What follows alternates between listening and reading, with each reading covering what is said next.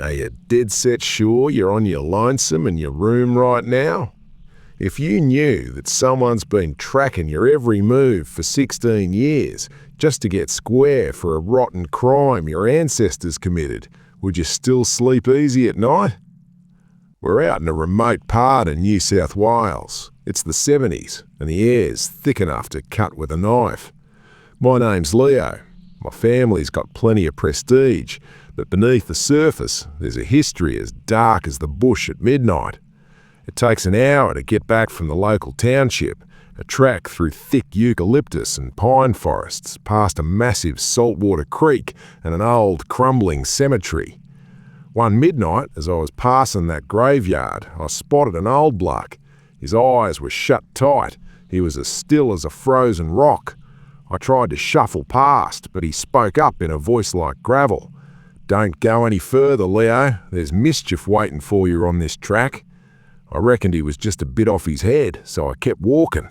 But then I heard it, whispers in the fog, calling my name. Suddenly, a figure loomed out of the mist, tall, face covered in rags, eyes burning with pure hatred. I wanted to bolt, but my feet felt like they were bogged in lead. That figure, it wasn't a spook, it was a man. He was decked out in camouflage made of white grass and scrub, blended perfectly with the bush. He was creeping toward me, slow and steady. Right then, the old bloke's torchlight hit him, and the figure vanished into the dark like he was never there.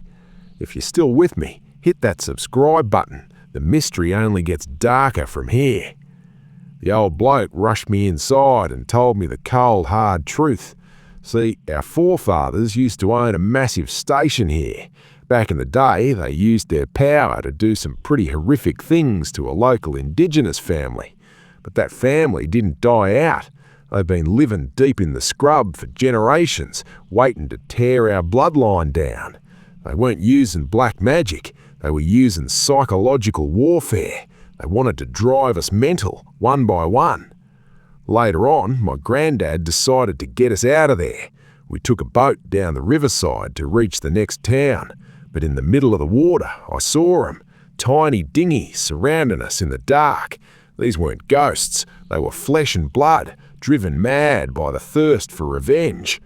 My granddad didn't panic. He stayed calm, leaned into his faith and started to pray. That strength, that steady spirit, it made them hesitate. They fed on our fear, but when they saw we weren't breaking, their little drama started to fall apart. We found out later they were living in a dark, hidden shed, only coming out at night to terrorise us. They weren't demons, they were a horror created by men. Grandad told us to stay true to our beliefs, because the only thing that can protect you from that kind of human-made evil is a strong mind and a bit of faith. Even now, when I think back to that night, I get the shivers. Those people in the bush, they were the living witnesses to my family's sins. Karma always finds a way back, doesn't it? But if you stand your ground with a bit of courage, you can make it through the darkest traps. What'd you think of the story? Is a long-term human revenge plot scarier than a ghost story? Have you ever felt someone's grudge messing with your head? Drop a comment and tell us your thoughts. Do you want the next one to be about the Outback or another abandoned mind?